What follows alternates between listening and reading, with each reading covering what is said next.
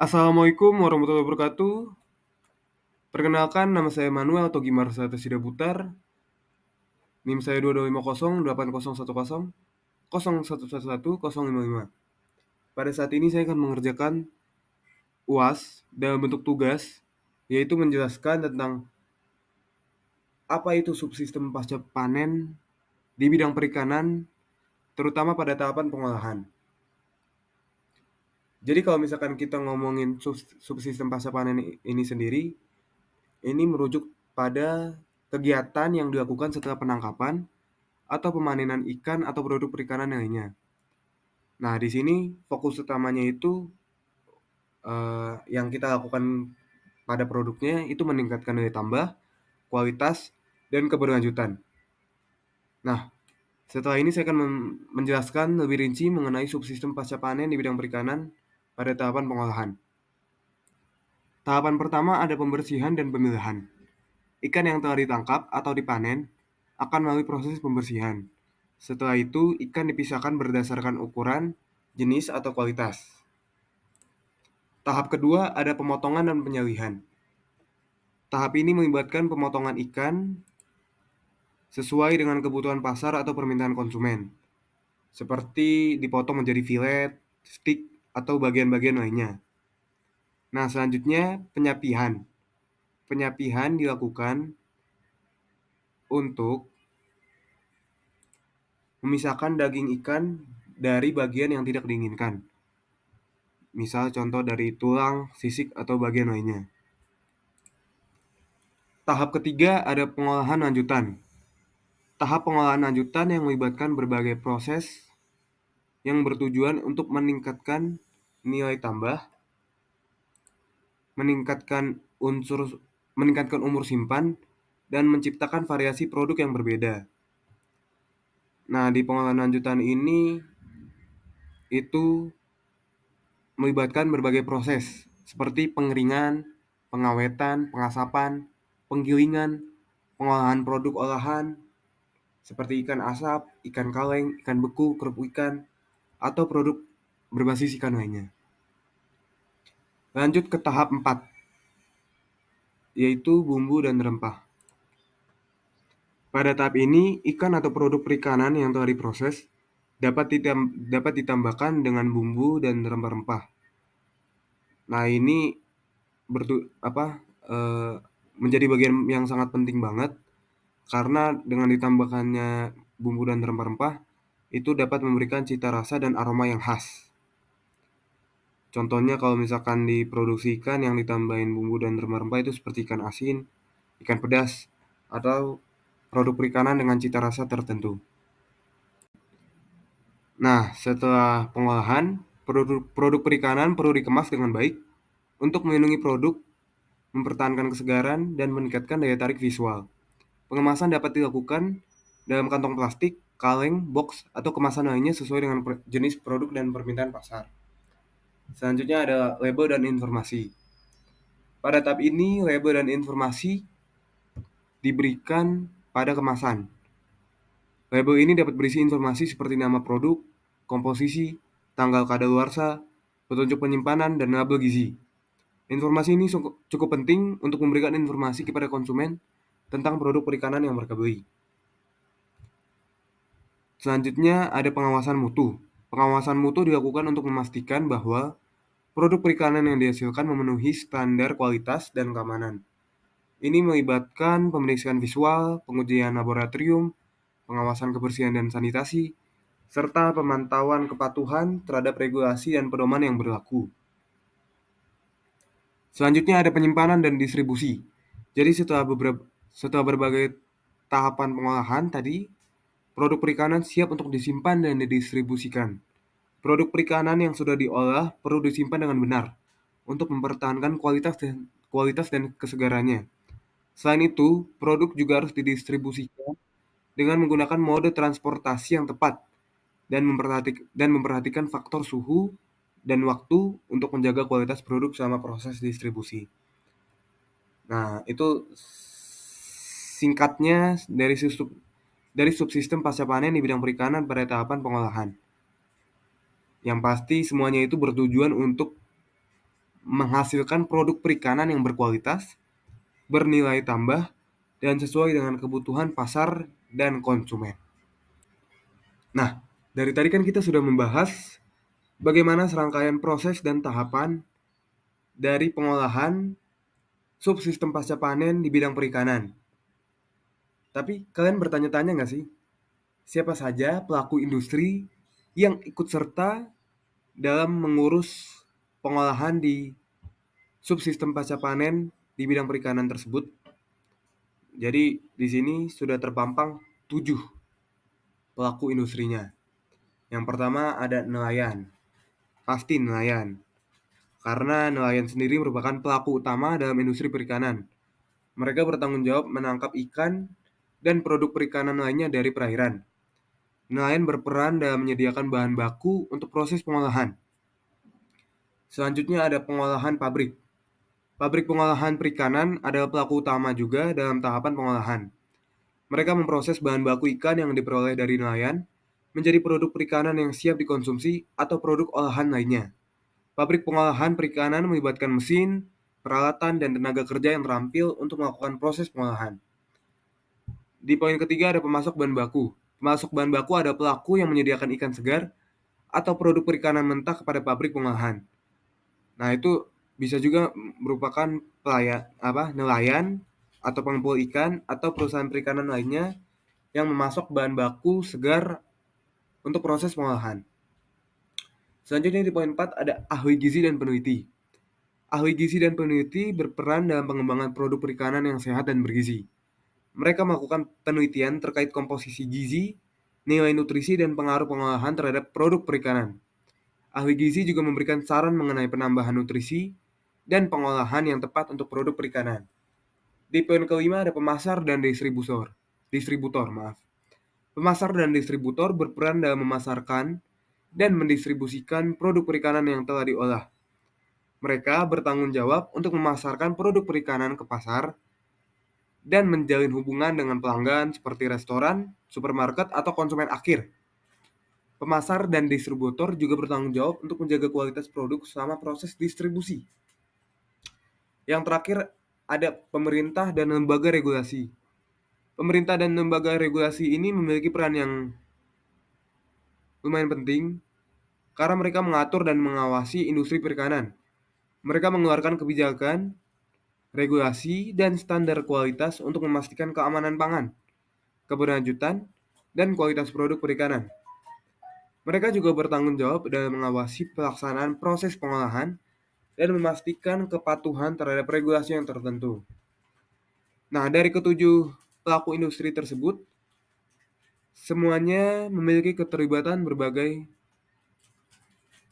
masing-masing. Mereka semua memainkan peran penting dalam subsistem pasca panen di bidang perikanan pada tahapan pengolahan. Kayak tadi mulai dari pemasok bahan baku, pengolahan pabrik, hingga pemasaran dan distribusi produk perikanan yang telah diolah. Nah, kita sudah membahas bagaimana tahapan, bagaimana semua orang yang ikut serta dalam prosesnya, pelaku industri tadi. Tapi kita sendiri tahu nggak sih apa saja peranannya subsistem pasca panen di tahapan pengolahan ini? Nah, jadi sebenarnya banyak banget ya peranannya, cuman di sini saya ambil 3 saja. Yang pertama ada meningkatkan kualitas produk. Jadi, melalui tahapan pengolahan, subsistem pasca panen memungkinkan peningkatan kualitas produk perikanan, seperti proses pemilahan, pembersihan, dan pengolahan yang tepat. Itu pastinya dapat membantu menghilangkan kotoran, mengurangi resiko kontaminasi, dan memastikan produk perikanan memiliki rasa, tekstur, dan penampilan yang baik.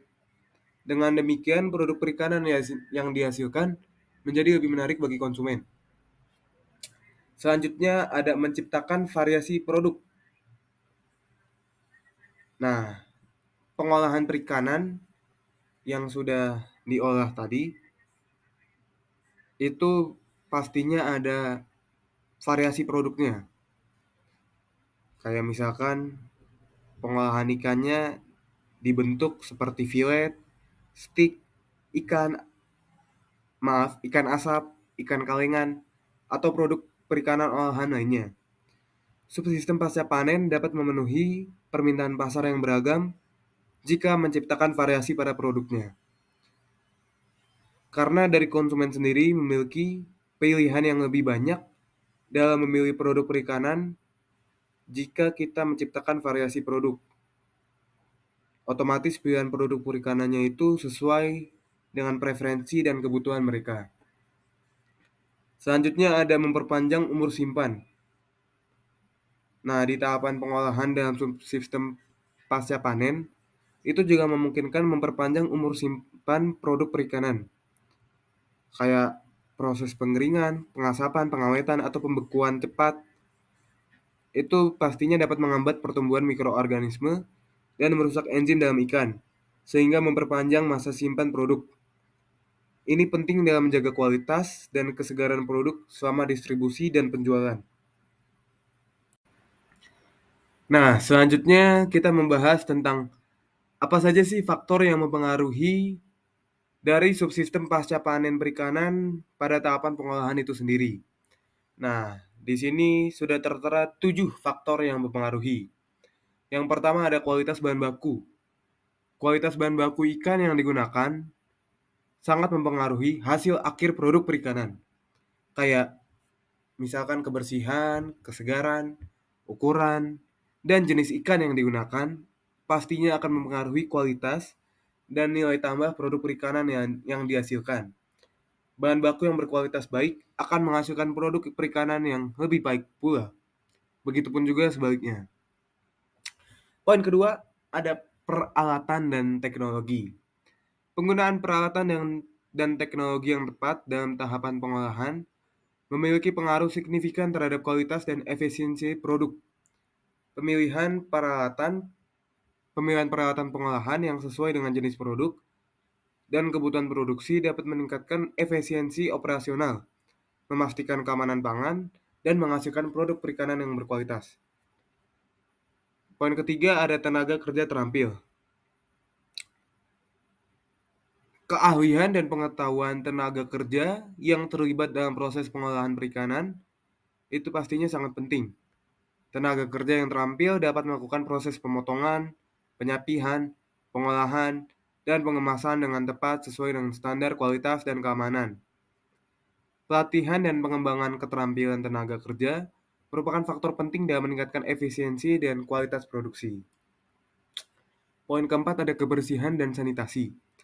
Kebersihan dan sanitasi yang baik dalam seluruh tahapan pengolahan sangat penting. Kebersihan dan sanitasi yang baik dalam seluruh tahapan itu sangat penting untuk mencegah kontaminasi dan menjaga keamanan pangan. Proses pembersihan peralatan, ruang produksi, dan lingkungan kerja harus dilakukan secara teratur dan pastinya sesuai dengan standar sanitasi yang ditetapkan. Upaya pengendalian higienitas akan berdampak langsung pada kualitas dan keselamatan produk perikanan. Selanjutnya ada regulasi dan standar. Peraturan dan standar yang ditetapkan oleh pemerintah dan lembaga regulasi memiliki pengaruh signifikan terhadap subsistem pasca panen perikanan. Regulasi mengenai keamanan pangan, kesehatan hewan, perlindungan lingkungan, dan kualitas produk itu pastinya harus dipatuhi untuk memastikan bahwa produk perikanan yang dihasilkan memenuhi persyaratan yang ditetapkan. Selanjutnya ada pasar dan permintaan konsumen. Faktor pasar dan permintaan konsumen juga mempengaruhi subsistem pasca panen perikanan pada tahapan pengolahan. Perubahan tren konsumsi, preferensi rasa, permintaan produk olahan tertentu, dan kebutuhan pasar harus dipertimbangkan dalam mengembangkan produk perikanan yang sesuai. Memahami pasar dan